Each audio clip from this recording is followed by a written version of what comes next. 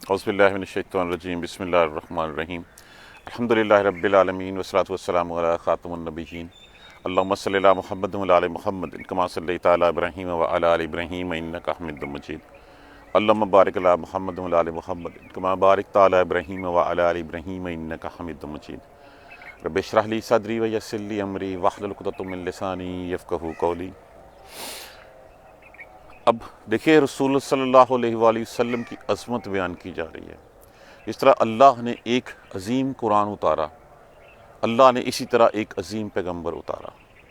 اللہ چاہتا تو تمام بستیوں کے لیے علیحدہ علیحدہ ڈرانے والا بھیج دیتا جیسے کہ پہلے بھیجے ہوئے تھے، نہیں، آپ کو جب کہا گیا آپ رحمت للعالمین ہیں، تمام عالم پہ رحمت ہیں، آپ تمام عالم کو جو ہے وہ سیدھا راستہ دکھانے کے لیے آئے ہیں۔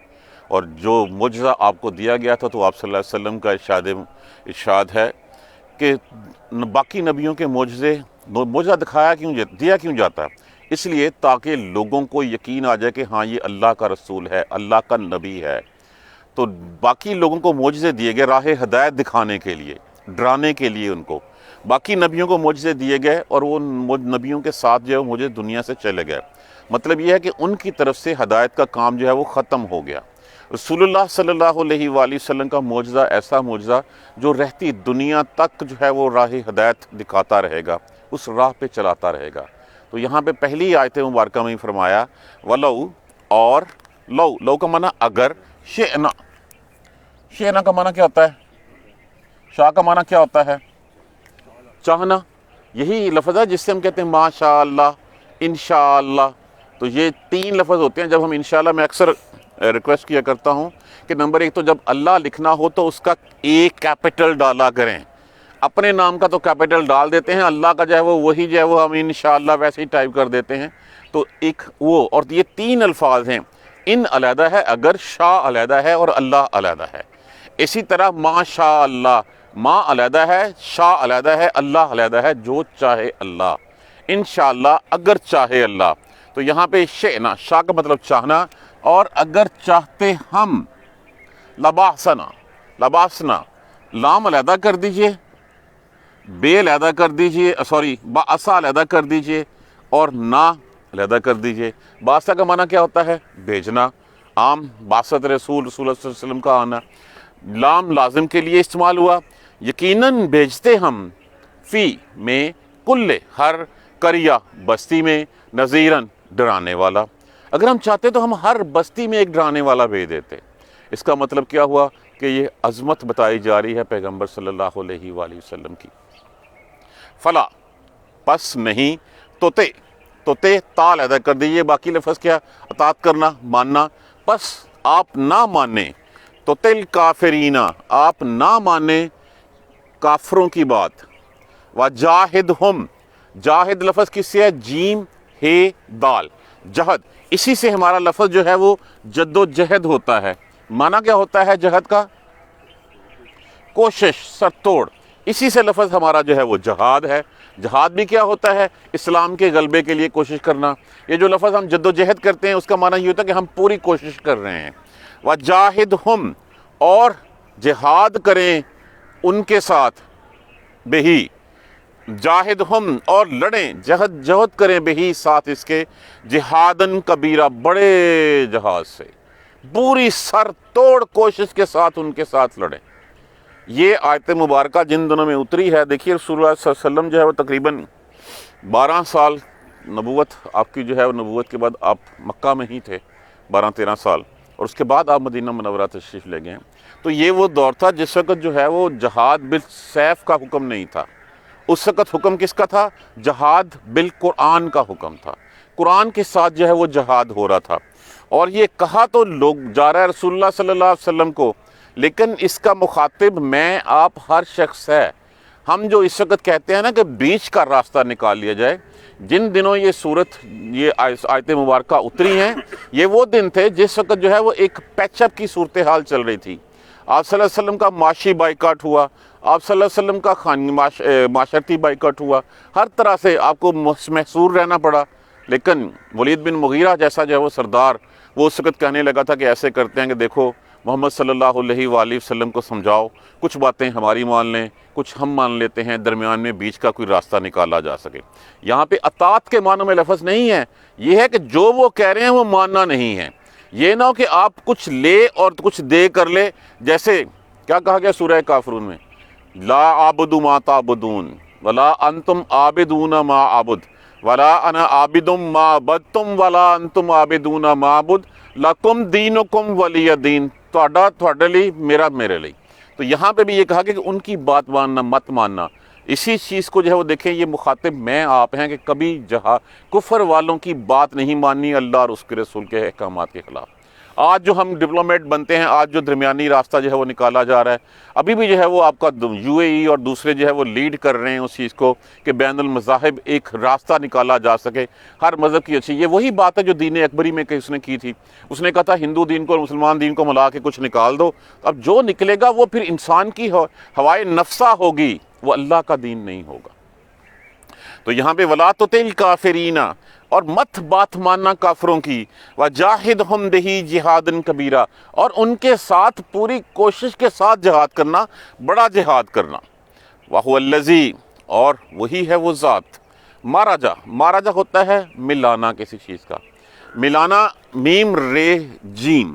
اب ملانا وہ ملانا کہ جب دو چیزیں آپس میں ملیں لیکن اپنی خاصیت نہ چھوڑیں، کہ دونوں چیزیں ہو تو ایک جائیں لیکن ان کی خاصیت جو ہے وہ برقرار رہے، اس کو جو ہے وہ ملانا کہتا ہے۔ وہی ہے وہ ذات الذی مارجا، بلایا جس نے البحرین، بحر کس کو کہتے ہیں؟ سمندر کو، دریا کو۔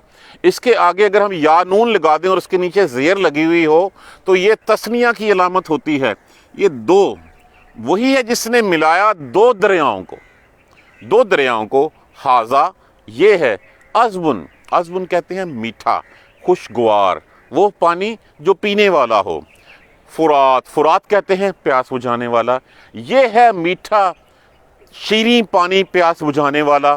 وحاذا، فرات کہتے ہیں پیاس بجھانے والا، وحاذا، اور یہ ہے ملہن کہتے ہیں کھاری نمکین، اجاج کہتے ہیں کڑوا، اور یہ ہے کڑوا نمکین کھاری پانی۔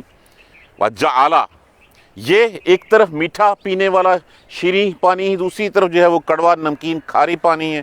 وجعل، اور بنائی، بینہما، درمیان ان دونوں کے، یہاں پہ ہما،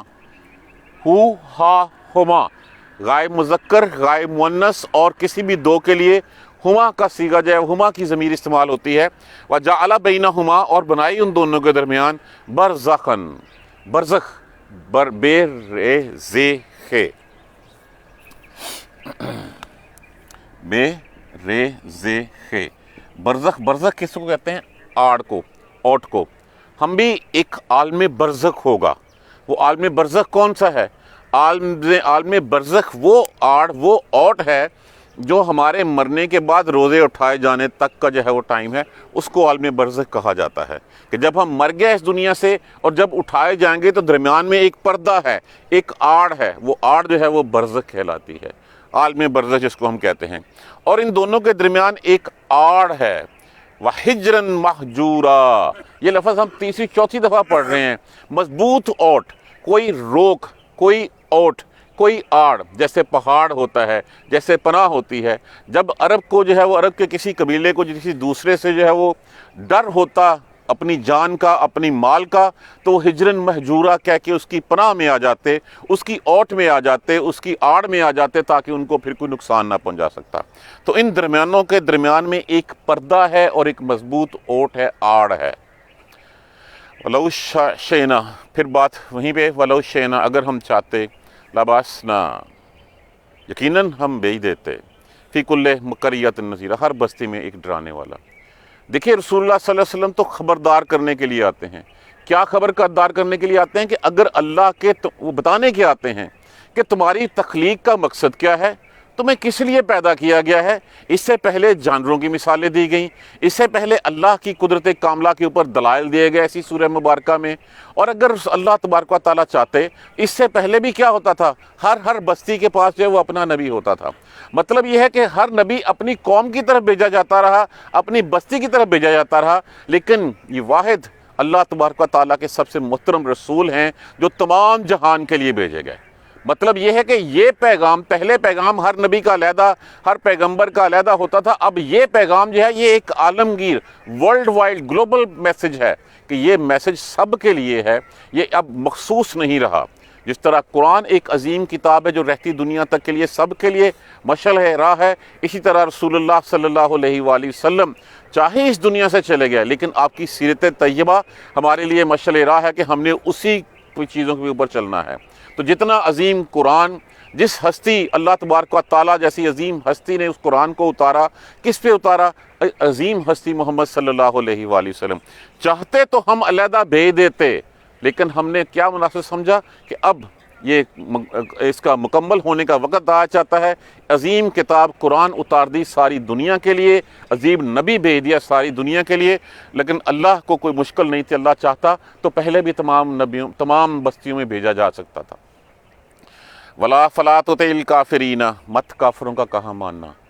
کافر جتنا مرضی کہتے رہیں تمہیں کہ یہ سود حلال ہے، کافر جتنا مرضی تمہیں کہتے رہیں کہ نہیں آ جاؤ ڈپلومیسی میں آ جاؤ، کافر جتنا مرضی تمہیں مجبور کرتے ہیں یہاں پہ ہمارے مجسمے بنا دو، ہمارے بت خانے بنا دو، ان کی بات کبھی نہ ماننا، ان کے خلاف جہاد کرنا، اور جہاد پوری سر توڑ کوشش کرنا ان کے خلاف۔ یہ پیغام میرے آپ کے لیے، اور سب سے پہلے کس چیز کا جہاد کر رہے تھے رسول اللہ صلی اللہ علیہ وسلم؟ جہاد بالقرآن، اور سب سے زیادہ ضرورت اس وقت بھی جہاد بالقرآن کی ہے کہ ہم اس قرآن کو جو ہے دیکھیں، ہم قرآن کو پڑھتے ہیں، سنتے ہیں، پڑھتے ہیں، سمجھتے ہیں، بٹ انفارچونیٹلی بدقسمتی ہماری ہے کہ ہم عمل نہیں کرتے۔ جب ہم عمل نہیں کرتے تو پھر پڑھ کے اس کا مطلب صرف کیا ہے؟ اس کا مطلب ہے کہ ہم قرآن کے انکاری ہیں۔ اگر ہم نے قرآن کو سنا، سمجھا، پڑھا، سمجھا اور عمل نہ کیا تو یہ یاد رکھیے ہم سے پوچھا جائے گا، ہم سے سوال ہوگا کہ اللہ نے تمہیں اتنی ہمت دی، اتنی توفیق دی کہ تم نے قرآن سمجھ بھی لیا، تم نے پڑھا، تم نے سمجھ بھی لیا، لیکن تم نے پھر اس کے اوپر عمل کیوں نہیں کیا؟ اس کا مطلب کھلا کھلا تم نے میرا جو ہے وہ انکار کر دیا، کھلا کھلا تم میرے سامنے کھڑے ہو گئے کہ اللہ تیرا راستہ یہ ہے، میری خواہش یہ ہے وہ یہی کہتی ہے۔ تو کیا پچھلی آیت کریمہ میں پڑھا تھا ہم نے کہ سب سے بڑا شرک کون سا ہے؟ سب سے بڑا شرک جو ہے وہ بن نفس ہے، نفس کا شرک ہے۔ سب سے بڑا جہاد کون سا ہے؟ سب سے بڑا جہاد جو ہے وہ جہاد بن نفس ہے، نفس کے ساتھ اپنی خواہش کے اگینسٹ لڑنا، یہ سب سے بڑا جہاد ہے۔ تو یہاں پہ بھی کہا گیا ہے کافروں کی بات نہ ماننا، جیسے میں نے سورہ کافرون میں بتایا آپ کو کہ وہاں پہ بھی یہی صورتحال تھی۔ وہ بھی کہتے تھے کہ اگر بیچ میں کا کوئی راستہ نکال لیا جائے مسلمانوں اور اس وقت کے کیونکہ ایک ہی فیملی تھی، ایک ہی قبیلہ تھا، ایک ہی شہر تھا، اس سے کیا ہوگا؟ اس سے بھائی سے بچھڑنے سے بچ جائے گا، ماں بیٹے سے بچھڑنے سے بچ جائے گی، یہ جو رفٹ، یہ جو مخالفت ایک دوسرے کے اگینسٹ آ گئی ہے، وہ یہ ساری چیزیں ختم ہو جائیں گی۔ تو کچھ لے اور کچھ دے کے اوپر جو ہے وہ سودا کر لیا جائے۔ تو رسول اللہ صلی اللہ علیہ وسلم نے کیا ارشاد فرمایا تھا؟ میرے دائیں ہاتھ پہ سورج اور بائیں پہ چاند بھی رکھ دے، میں تب بھی بات نہیں مانوں گا۔ انہوں نے کوشش کی تھی بیاہ کرنا ہے تو جس لڑکی پہ ہاتھ رکھیں گے آپ کی شادی کر دیں گے، مال و دولت چاہیے تو جتنی آپ کہتے ہیں آپ کے قدموں میں نشاور کر دیں گے، بادشاہ چاہتے ہیں ہم ابھی بادشاہت کا اعلان کرنے کے لیے تیار ہیں، بس کیا ہے ہمارے بتوں کو برا مت کہیں۔ اور ہمیں تو رسول اللہ صلی اللہ علیہ وسلم نے کہا تھا لکم دینکم ولی دین، تمہارا تمہارے ساتھ ہے، میرا میرے ساتھ ہے۔ اب میرا دین کون سا ہے؟ میرا دین یہ قرآن ہے، میرا دین یہ سیرت طیبہ ہے جو رسول اللہ صلی اللہ علیہ وسلم کی ساتھ ہے۔ تو مت ماننا، اس کے اگینسٹ ہمیشہ لڑتے رہنا، وہ جتنا مرضی کہتے رہیں کہ یہ چیز لوکریٹو ہے، تمہارے لیے دنیا میں سب سے بڑی کارآمد چیز ہے، اس کے بغیر تمہاری دنیا نہیں چلتی، تم جو ہے وہ ترقی نہیں کر سکتے، نہیں، تم قرآن کے ذریعے جہاد کرتے رہنا، صرف اس چیز کو اون کرنا جو اللہ اور اس کے رسول نے کہی ہے، باقی جس نے بھی کہی ہے جو بھی ہے اس کو انکار کر دینا، چاہے تمہارا باپ ہی کیوں نہ ہو۔ اسی لیے کہا جاتا تھا یا رسول اللہ میرے ماں باپ آپ پہ قربان۔ اس کے بعد اللہ کی قدرت کی اور بات بتائی گئی ہے، وَهُوَ الَّذِي مَرَجَ الْبَحْرَيْنِ، اور وہی ہے وہ ذات جس نے ملایا دو دریاؤں کو۔ امیر البحر جو ہے ترکی کے تھے، مجھے ان کا نام نہیں آ رہا، ان کو کہا جاتا ہے ہومی کے خیر جو بھی تھے، وہ خود کہتے ہیں کہ میں نے سمندر میں بھی جو ہے وہ چشمے میٹھے پانی کے دیکھے ہیں، اور میں اکثر سمندر میں سفر کرتے ہوئے، میں خود جو ہے وہ کاتب رومی غالباً تھے، خود جو ہے وہ انہوں نے اپنی کتاب مروۃ کتاب کا نام بھی مجھے بھول گیا، اس میں انہوں نے لکھا ہوا کہ میں اس میں سے جاتے ہوئے راستے میں سے اپنا پانی سمندر میں سے ان کنوؤں میں سے نکالا کرتا تھا۔ اس کو چھوڑیے، جس وقت یہ سعودی عربیہ میں یہ کون سی سب سے بڑی کمپنی ہے جو تیل نکالنے والی ہے؟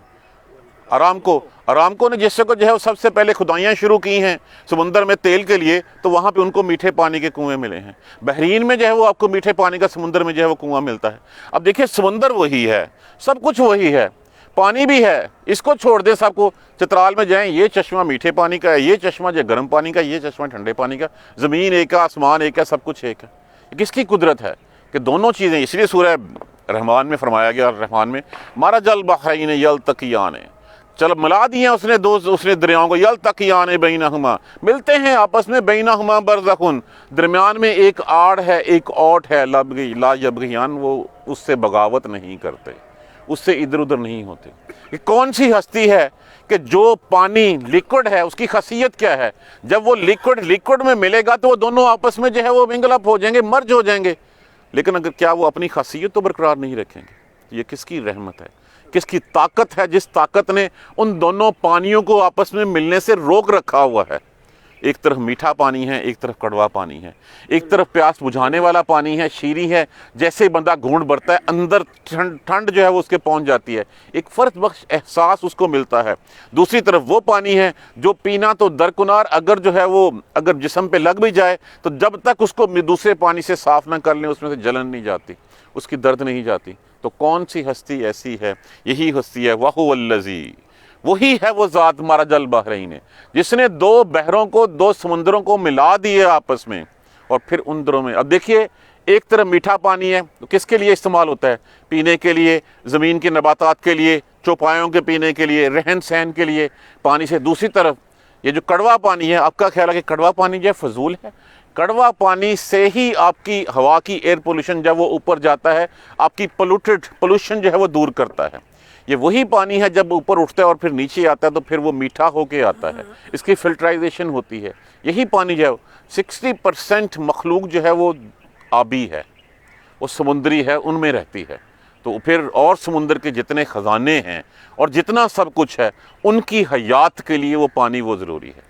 تو یہ دو پانی بظاہر ہمیں نظر آتا ہے، لیکن اس کے فائدے کتنے ہیں کہ وہی پانی بخارات کی شکل میں اٹھتا ہے، اٹھ کے ہوا کی پولوشن ختم کرتا ہے، واپس آتا ہے، میٹھا ہو کے آتا ہے، انسانوں کے پینے کے لیے کام آتا ہے۔ تو یہ کون سی ایسی قدرت ہے؟ دونوں ایک جیسے لیکوڈز کو، ایک جیسی چیزوں کو ملنے والی جو ہوتی ہیں، ملنے سے ملا دیتی ہے، لیکن ان کی خاصیت علیحدہ علیحدہ برقرار رکھتی ہے۔ وہ ذات ہے، کبھی اس ذات پہ غور کیا ہم نے؟ کبھی سوچا کہ وہ کون سی ہستی ہے جس نے پانی کو آپس میں ایک دوسرے سے ملنے سے روک دیا؟ ہم کوئی ایک پانی کا گلاس لیں، اس میں شربت ڈال لیں، اس میں کچھ لیکوڈ ڈالیں، فوراً حل ہو جائے گا۔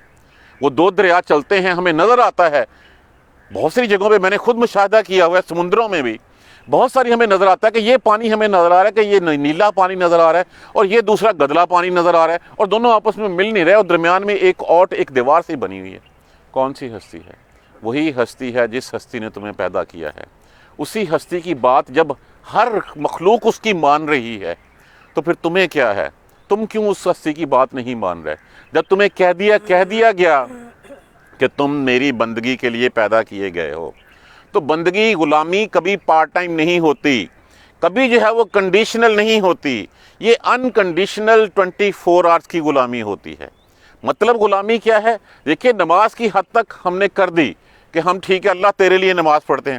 نماز ٹوٹل کتنا ٹائم لگ گیا ہمارا 24 گھنٹے میں سے؟ گھنٹہ، سوا گھنٹہ، 1.5 گھنٹہ، باقی 20، 22، 23 گھنٹے ہم اللہ کی نافرمانی کرتے ہیں۔ ہم اپنے من کی بات مانتے ہیں، ہم وقت کے قانون کی بات مانتے ہیں، ہم لوگوں کی بات مانتے ہیں، ہم اللہ کی بات نہیں مانتے۔ تو اس ہستی پہ غور کرو جس نے جو ہے یہ سب کچھ کر دیا۔ کیا یہ نشانیاں تمہارے لیے کافی نہیں ہیں اللہ کو پہچاننے کے لیے؟ تو اللہ کو پہچاننے کے لیے کس طرح؟ اور اللہ پھر مشرکین والی بات آ جائے کہ مشرکین کہا کرتے تھے فرشتہ آئے آگے دسے ہاں یہ نبی ہے، یا اللہ خود اترے اور آگے ہمیں بتائے۔ تو اللہ کو تو اس کی نشانیوں سے پہچانا جاتا ہے۔ یہ نشانیاں کھول کھول کے بیان کی جا رہی ہیں۔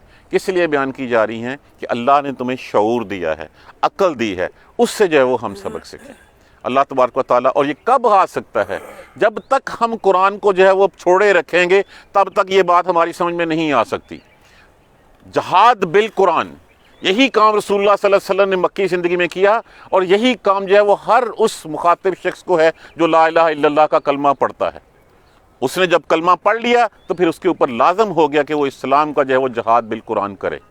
جہاد بالقرآن کب کرے گا؟ جب وہ خود تو سمجھے گا. خود ہم کہتے ہیں ہمارے پاس ٹائم نہیں ہے، تو جب تک ٹائم، پرائرٹیز ڈیفرنٹ ہیں، ہماری ترجیحات ڈیفرنٹ ہیں، ہماری ترجیح دنیا ہے، ہماری ترجیح آخرت نہیں ہے. تو جب تک ترجیح ہماری آخرت نہیں ہوگی تب تک ہمارا راستہ سیدھا نہیں ہوگا. اللہ ہمیں قرآن سمجھ کر پڑھنے اور اس پر عمل کرنے کی ہمت اور توفیق دے. جزاک اللہ خیر. سبحانک اللہم و بحمدک اشہد ان لا الہ الا انت استغفرک و اتوب الیک. اعوذ باللہ من الشیطان الرجیم. بسم اللہ الرحمن الرحیم. الحمدللہ رب العالمین، الحمدللہ رب العالمین، الحمدللہ رب العالمین. اللہم صلی علی محمد و علی آل محمد کما صلیت علی ابراہیم و علی آل ابراہیم انک حمید مجید.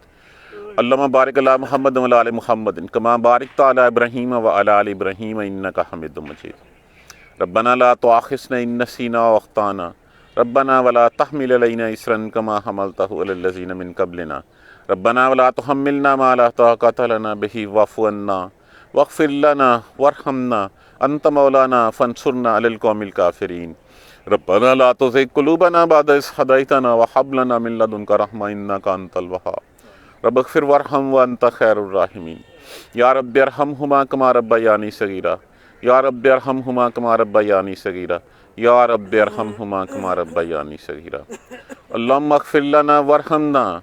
اللهم اغفر لنا وارحمنا. اللهم اغفر لنا وارحمنا.